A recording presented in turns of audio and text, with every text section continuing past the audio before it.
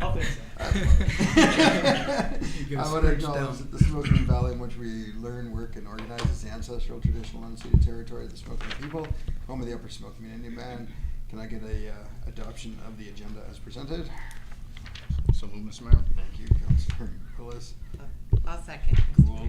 It's just the agenda, guys. It's All in favor? Carried. Okay, April 2nd, regular meeting council minutes. Motion to adopt them. Sure, I'll make that motion. Mr. Mayor. Elliott, seconder, Willis, any errors or omissions? All in favor? Carried. The committee of the whole, April 8th minutes. So move to adopt, Mr. Mayor. Thank you, Councillor Gould. Seconder? Second that, Mr. Mayor. Thank you, Councillor Willis. Any errors or omissions on those? All in favor? Carried. Thank you. We have a delegation today, and I will ask that Diane and Mark come up and. You're up. I'll take the second. Got a message that the audio is working fine. Good. My head's not right. Hi. Get used to this. Yeah. Go ahead, Cindy. Thank you, Mayor and Council, for seeing us and having us here today. We are Diane and Mark Boutillier, and we run the BC Drag It Challenge, and it is a BC only drag and drive event. We're in our third year now, and hoping to come to Princeton in year 4. So the concept of a BC drag and drive, any drag and drive, is the racers race their race car, pack up whatever they want to take with them to the next locations, and all of the locations within their car or a tiny trailer behind. So it's quite a challenge event, and it's taken off like crazy in the States, and we are the only ones in BC. There's one in Alberta, now they have 2 on the East Coast. And it's a wonderful event. I don't know if anybody's ever heard of it, but we start in Cache Creek. That is where we host drag races now in June and during the graffiti days in September. We are the organizers of that. So we do that twice a year. So we start and finish our BC Drag It Challenge in Cache Creek. So we've gone, this year we're going to McBride and Lillooet. We've been to Prince George. We're actually again hosting another race in Grand Forks in September. So Princeton, if approved, will be one of the stops during the Drag and Drive event. Our event is June 18th to 23rd. Typically the same numbers works out, like 18th to 22nd, whatever. And it's a 5-day, 5-track, 5-race event. Our crew, we come into town the night before, and I usually try to set up a non-profit kind of show and shine type of thing in the towns. Like Ashcroft last year, they closed down part of the little main street, and we had a show and shine and a farmer's market and everything. And then, get something going on for the nonprofits in each town. That's my goal, and our goal is usually the Children's or Lions Club or something like Children's Sports Group or something to keep them active and things like that. So we bring in all that we need for the event. We have our own timing system. We carry that with us, and we have our insurance. Sorry, I keep thinking he wants to ask a question. Yeah. You're showing me off too. Question period will follow. I sent out the insurance that we get. It's from Stone Ridge in Ontario. It's the only insurance company that insures drag racing, and I sent that to Carrie, and she wasn't sure that we needed to have that, but we always get asked that to see that. In each town we put down that township in the insurance policy for that location. So McBride or whoever we're at. So we bring in our timing system, we set up our event in the morning, and we race as long as the racers pretty much want to stay. They get a few hits, they get put in their best time, and off we go to the next place. We like to have a nonprofit do some food sales there, or 50-50 if that's something that they want to do, if we can get that organized. We follow the insurance regulations with the guard walls, the snow fence. We were just out at the airport with Nadine, seeing what that looks like there. Do you have anything? Mark does all the tech stuff. Everybody has to have their car inspected before they race at like just any other drag race. I think I've gone through this pretty good. Oh yeah, we tech under the NHRA and IHRA rules. So that's basically the same as the big guys do, right? So, I mean, our cars aren't like John Force or anything, but yeah, I think that's pretty much the layout. Mark has something to say. Yeah, we definitely follow NHRA rules. I've been involved in drag racing for over 50 years. I have the same car I bought 53 years ago, which I drag race, which means, yeah, I'm old. But the emphasis is on safety. Every car that signs up with us on day one has to go through an intensive technical inspection. We check, just like a DOT inspection on your daily driver. We make sure the brakes are good, the steering's good, make sure seat belts, and you make sure your seat's bolted in, make sure there's no oil leaks, on and on. But then it gets into more depth. It gets into, if you have a fast car, does it need a roll bar? If it needs a roll bar, you need a safety jacket. You need a certain helmet. Sometimes you need a neck brace. You need a aftermarket harness because your lap belt's not going to work. On and on and on. But we go through that and we enforce all that to make sure that everybody's safe. Also, what we bring, we have an enclosed trailer that we bring with us. We're totally self-sufficient except for water. The only thing we don't bring with us is water. We bring a water barrel, a 45-gallon barrel, which we use in what's called the water box area. The drag racing involves the cars preheating their tires, and they do that on pavement with water to help the tires get spinning, and it cleans the tires, and it gets the tires up to operating temperature. A lot of times the temperature has to be out 140 degrees, which is hard to do sometimes. Depends on the temperature of the day, right? But that's the goal for everything. And like she said, every car that participates with this in this race has to be totally self-sufficient. What I tell everybody, it's kind of a joke. You have to have your underwear and your toothbrush in your car, right? You can't have your mom following in the motorhome, with your toothbrush and your underwear, right? No, every car has to be totally self-sufficient. You can't rely on anybody to bring anything for you. If you do that, you can get kicked out, you can get eliminated, you can get totally disqualified. Again, safety is the biggest thing. That's why on the insurance that we buy, this city, whatever city we're in, is named on that insurance policy, right? And they want like the old song, 8x10 color glossies of the airport, and we have to draw on it and say this is where the pits are going to be, this is where the spectators are going to be. What we saw today is spectators won't be allowed anywhere near the racing surface because it's just not built that way.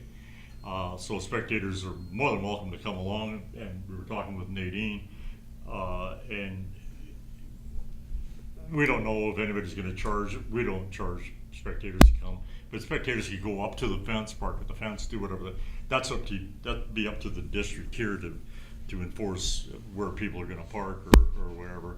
But yeah, so spectators can come and watch all they want. Any questions? Just one more thing, that our racers come from Washington, Oregon, all over BC, Saskatchewan, and Alberta. So we have them coming from, the furthest I think this year is Vanderhoof and Oregon. So we just got a call that somebody wants to come from California, but not sure if they're gonna make the registration or not. So it's really cool. I mean, to see all these people come together, and we even have a racer that comes from Princeton. And a young fella. We were just at his house. I have a question.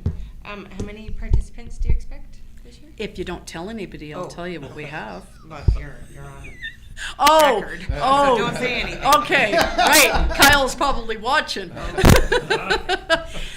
We're expecting to have about 90. That's pretty big. Yeah, we started out the first year at 60. We had 42. 42 show up, and it's not refundable. And I'm Well, Scottish. I actually, don't we had- understand. If you're not we gonna, had- if you're not gonna show up, don't First pay. year, we had 48 sign up and show up, right?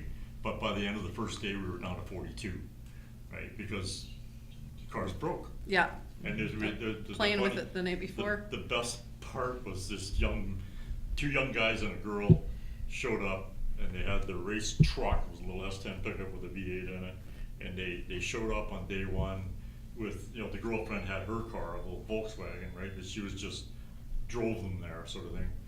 And at the end of the day, first day, you gotta hand in your time slip and decide what class you're gonna be in, whatever. These three kids came over, shook my hand, they were all beaming and laughing, and, you know, what a great day, that was so awesome, and, you know, can't wait to do it next year. Well, this is day one. Yeah, we blew it up. They followed the event. They in that got into big the Volkswagen, followed the whole Volkswagen, yeah, event. yeah. And when they got back to Cache Creek, they went to the Lorico and bought every STP can they could, poured it in the engine, and managed to hobble it back to Victoria. Yeah.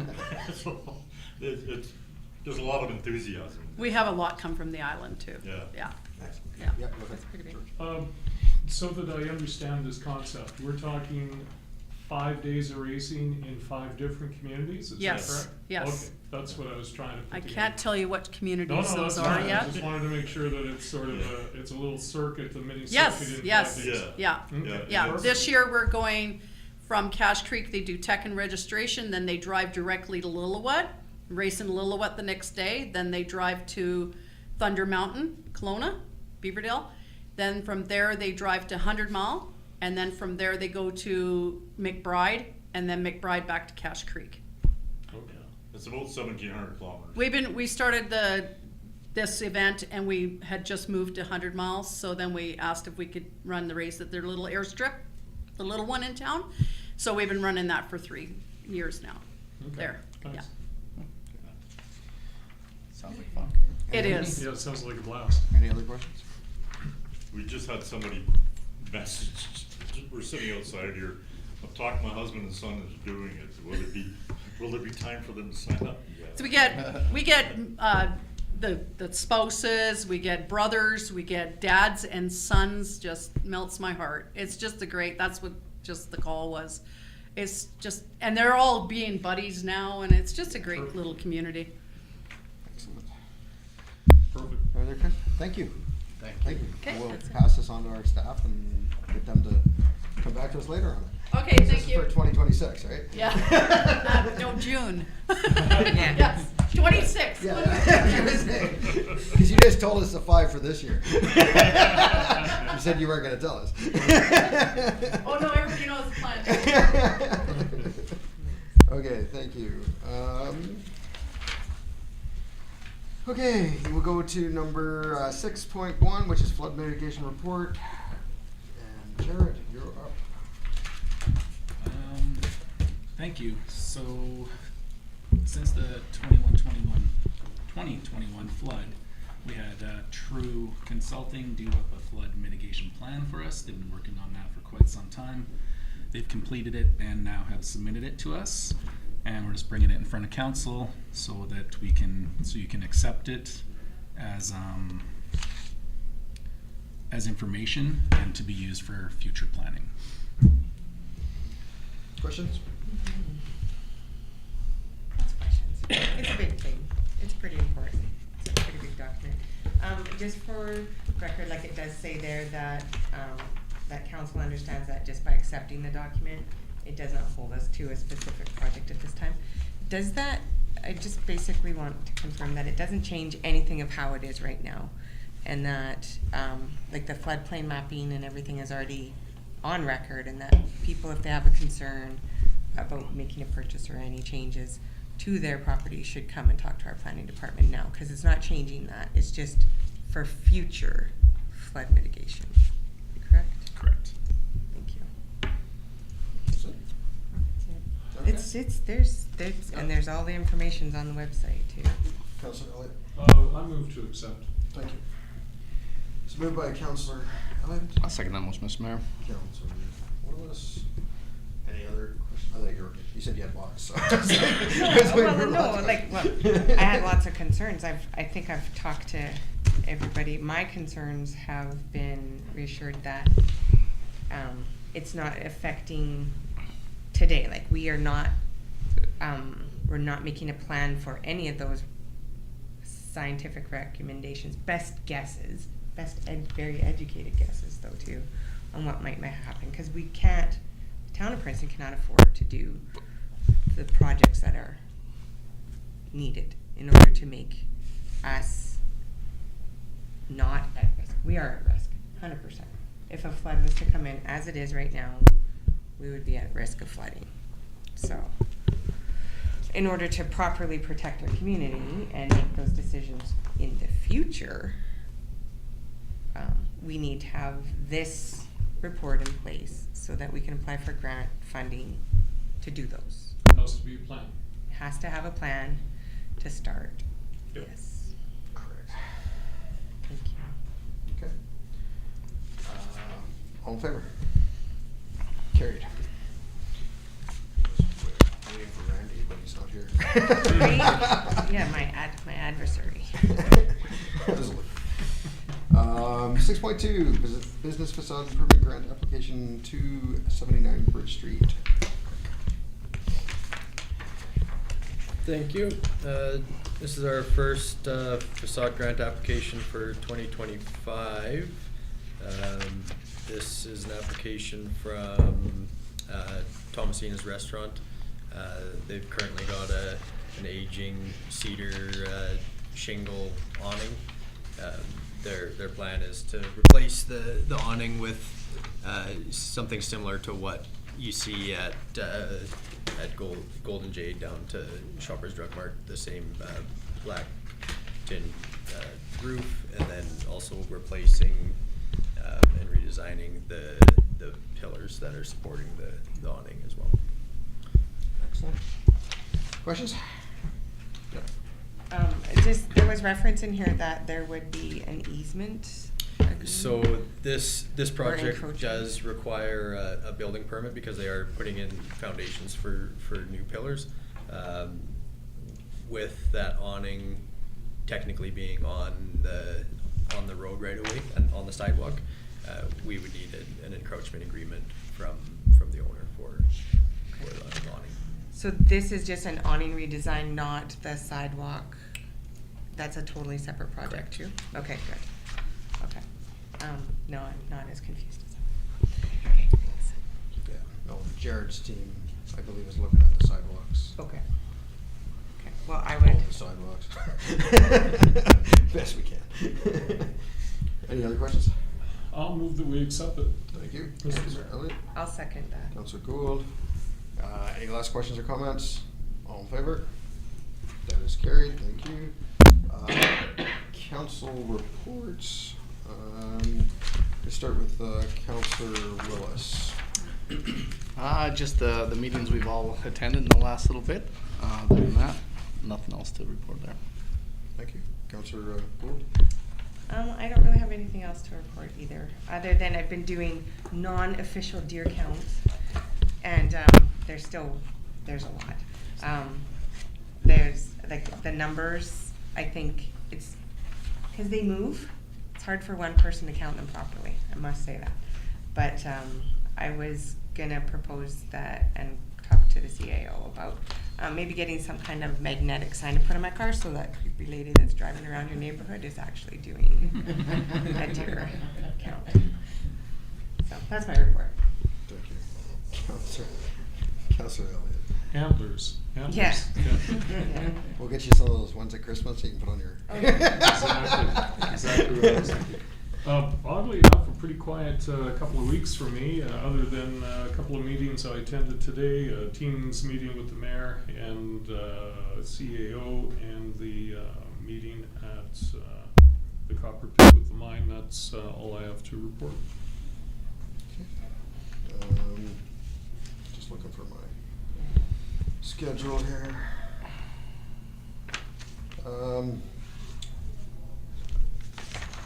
Yeah, so, I think you guys met first week of April. I was away, I was at UBCM, doing advocacy days. While I was there, I did, meet with the Minister of Mines. His staff saw me in the hallway and asked me to come and talk to him, so we met, officially we met, we'd met in passing in the past. Had a chat about, the mine and whatnot, and, looking forward to seeing him. The plan is hopefully for him to come up for mining days this year. Let's see, what else have we done here? Been busy. We had the committee of the whole last week. I did an interview for transportation needs assessment for the lower Similkameen Valley. They're looking at how to create a transportation network down in their end, and because of the work that we've been doing up here, they wanted to have a chat with me, and the mayor sent them on me because I was pushing for the Route 50 to go to a regional route. So I had a good discussion with them and give them some background on the things that we were doing. I met with the Chamber of Commerce on Thursday to go over some plans on shop local and around tariff issues. That's why the next part is the 7.2 report. Also that day I met with the Conservative candidate just to go over issues for Princeton, and Helena and I know each other beside each other for a number of years at the Regional District Board, so got to have coffee and just talk about some issues around Princeton, especially around the lack of funding from the federal government for flood relief. And then what else did we do? Yes, so Tuesday, staff had a meeting. I was included in that meeting because we're preparing a presentation to the ALC over the airport property. I believe that meeting's the next. Yeah, it's coming up. So, and then I had a meeting for this SBPS around tourism, and then I met with the Liberal candidate Gloria on Tuesday as well down at Cool Beans, just to again talk about the issues around Princeton, and we talked again about the flooding and the need for funding from the federal government. And today, number of different meetings today, and just before this council meeting, I was in an SBPS meeting. We had a transition at the SBPS. Tim Roberts is now the chair and I'm the vice chair, so we were meeting with our staff member and the tourism manager to just everybody get caught up to speed. So busy couple weeks, and I think I still have a couple more busy weeks before May. So it's that time of year. Everybody's out doing their thing. So so if there's no questions on those, I will go on to 7.2, which is this is a continuation of the stuff I brought you guys a while ago on the tariffs and what are our next steps. So I'm working with the Chamber of Commerce, as was laid out in that document, to work with them. One of the things we're trying to do is increase traffic downtown and increase local sales for commercial, or at the commercial outlets. So an email came to me, I think it was Wednesday evening, asking me about, or Thursday, when did I send you this, Thursday morning? Friday morning? So Thursday it came to me, and asking, can we actually put tables on sidewalks? And the short answer is, according to our bylaw, the answer is no. It says in there under one of the sections that section part 3 subsection J that we cannot. Excuse me. Yeah, welcome. That we can't do it.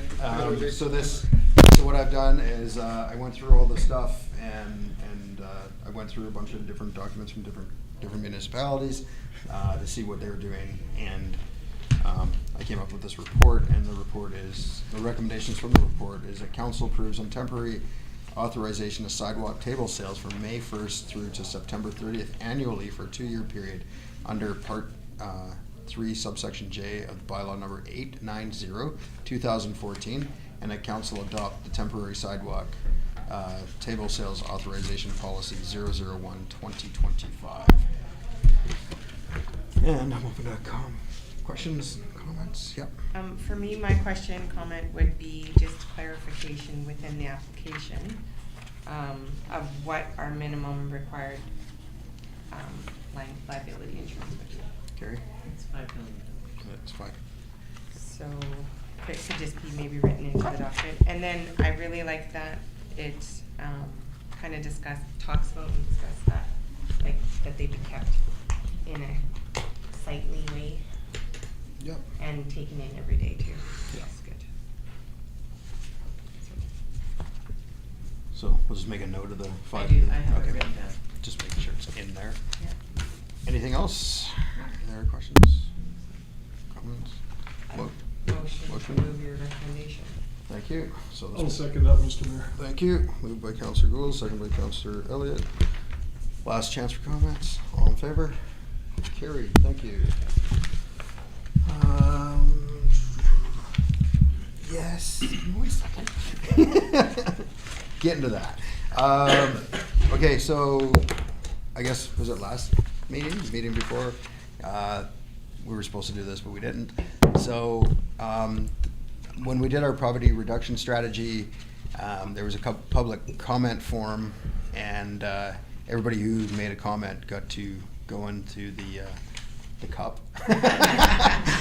And the prize is for a $150 gift card to Save on Food. So Carrie's asked me to pick the winner. So here is the winner. It is Leanne Schulman.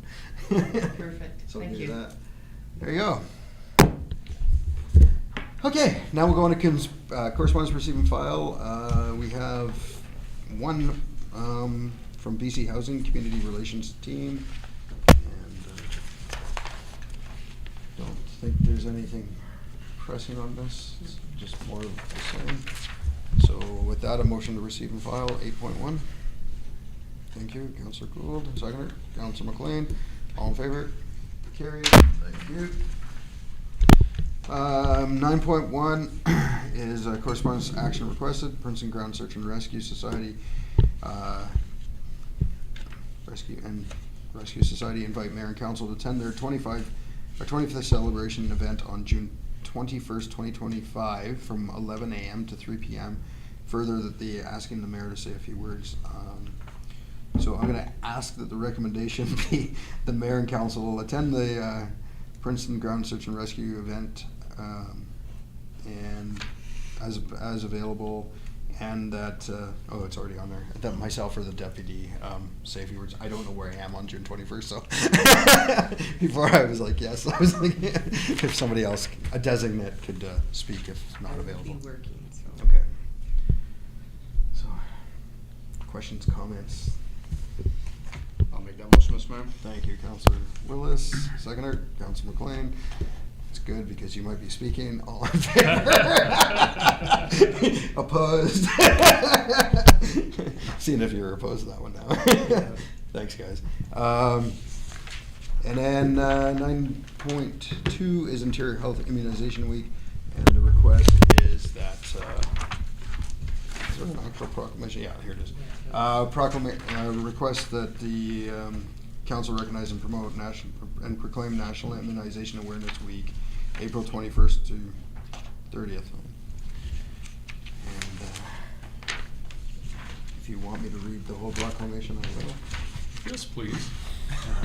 Dear Mayor and Council, I hope your letter finds you well. I'm writing to request the support of the Princeton Council in recognizing and promoting National Immunization Awareness Week, NIAW, which takes place April 21st to 30th, 2025. This important campaign aims to highlight the vital role vaccines play in protecting public health and preventing the spread of infectious disease. I kindly request the Mayor and Council support the following ways. 1, issuing a proclamation attached. and community outreach. And the proclamation is, here it is. Whereas Immunization Canada, composed of, and I am not reading all those, there's a list of organizations, has identified immunization as important public health measures for all Canadians, and whereas patients and healthcare providers in every community have a responsibility to ensure that children are immunized on time and receive a full schedule of vaccinations required to protect them from serious disease, and whereas a weak profiling the importance of immunizations in Canada would increase public awareness that many diseases are effectively and safely controlled by immunization, therefore reducing the burden of illness in our communities for people of all ages. And whereas immunization is considered to be the most cost-beneficial health intervention and one of the few that systematically demonstrates far more benefits than costs, and whereas Canada is joining other countries around the world to encourage childhood immunizations around the World Immunization Week, sponsored by the World Health Organizations. Now, I, Spencer Coyne, Mayor of Princeton, hereby proclaim the week of April 21st to 30th, 2025 National Immunization Week.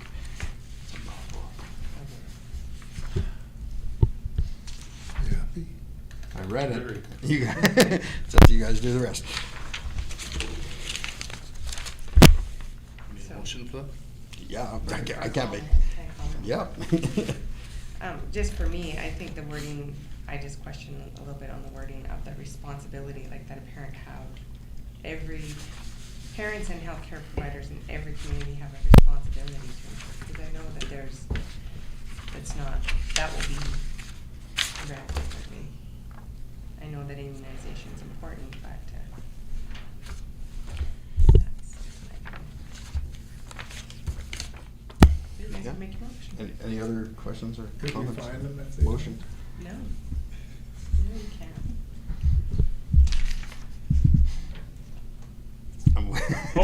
I'll make the What does council want to do here? You're the You're all one- just sitting there staring at me.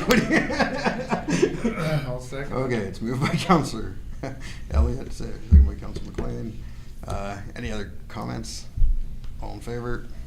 Opposed? So that's carried.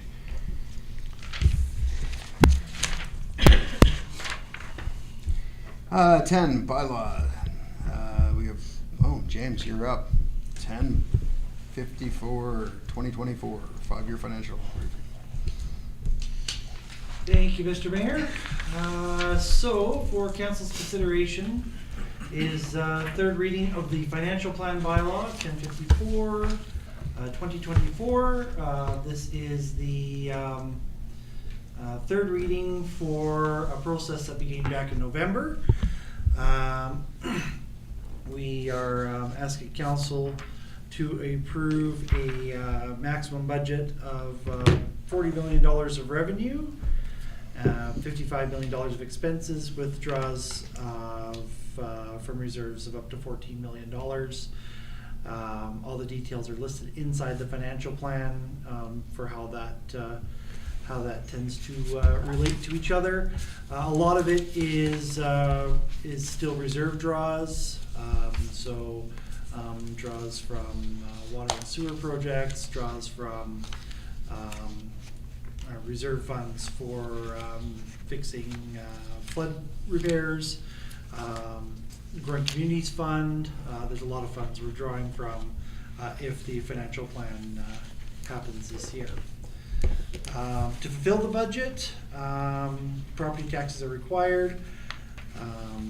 We have budgeted in the fiscal plan a property tax increase of 5.59%. It's a little higher than the 5%. Our non-market change came in a little lower than what we were expecting. We were expecting a little bit more than 2%. It came out at about 1.5%. So essentially, the new buildings, new construction in the municipality didn't quite meet the expectations that were completed during the preparation of the financial plan. It's still fairly modest. There are municipalities that are much more than 5.59. It fits the pattern that we have of trying to go for inflation plus roughly 3%. Inflation last year was 2.1, so we're within our mandate on that. And it kind of covers inflationary pressures that we still experience.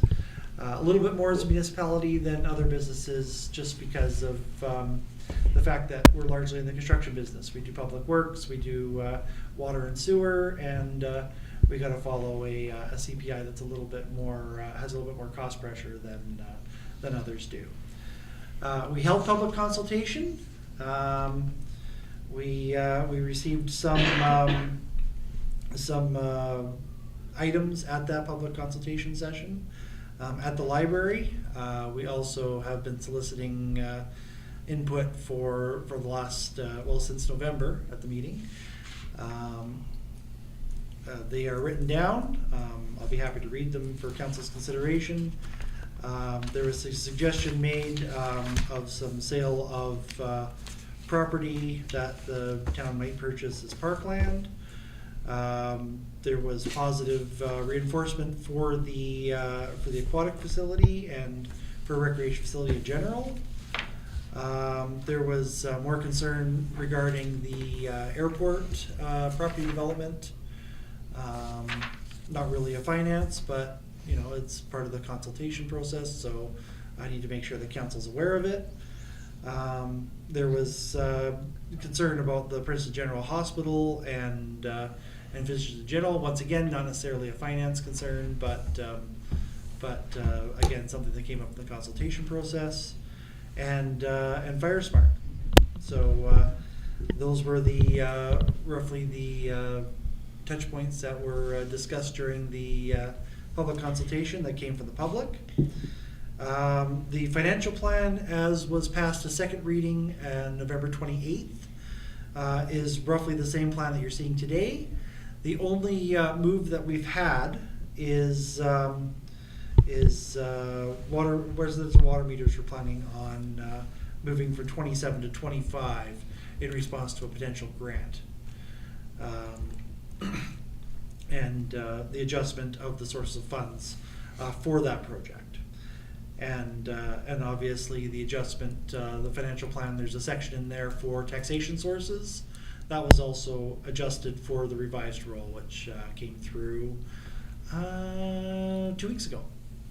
So I asked council for third reading of the financial plan bylaw. It is due to the province by May 14th, so this fits within our timeline, and I'm happy to field any questions that may come from council regarding. Questions? Yes, I do have questions, Councillor. James, just to clarify and just reiterate, which we do every time, that a lot of our capital projects as listed in Schedule C are only dependent, or not only, but they are dependent on that source as listed. So if we don't get the grant source, the project doesn't happen. That's correct. So to execute the financial plan, we require two things. One, we require the expenditure to be in the financial report, which is why Schedule C is in the listed all the projects. But what's also required is that any expenditure has to be covered with a source of funds. So operational in general is either sales of service or taxation funding. That's the operational side. But the capital side, if we're expecting a grant that hasn't been received yet, it can still be put in the financial plan, but the source of funds also have to be satisfied for a capital expenditure to occur. So long story short, yes, we can put it in the capital plan, but no, it will not happen without the source of funds to back it up. Right. So it's not saying that we're doing all those projects this year. That's the key. That's right. So And If everything works out, and everything works out 100%, then that's the maximum amount that we're allowed to spend. And the reason it's in the capital plan now instead of later is because if we get the grant, then we can act upon it. Otherwise, we have to change the financial plan to be able to do it, right? 100%. So, and that's a bylaw change, which takes And there's public consultation processes. which takes over a month. So Yeah. So this is like our dream list. Or In a manner of speaking. In a manner of speaking. Okay. Okay. Any other questions? Nope. I'll make that motion, Mr. Mayor. Counselor Willis is making a motion, second it? I will second it. I just have to ask the questions. All in favor? Let's just. There we go. Thank you. So we have one more reading to do and next first I week of May. saved it. Regular meeting, oh, sorry, we're reading the wrong page. I'm all like flustered here. 10.2, the tax rate bylaw. James, you're up again. Thank you, Mr. Mayor.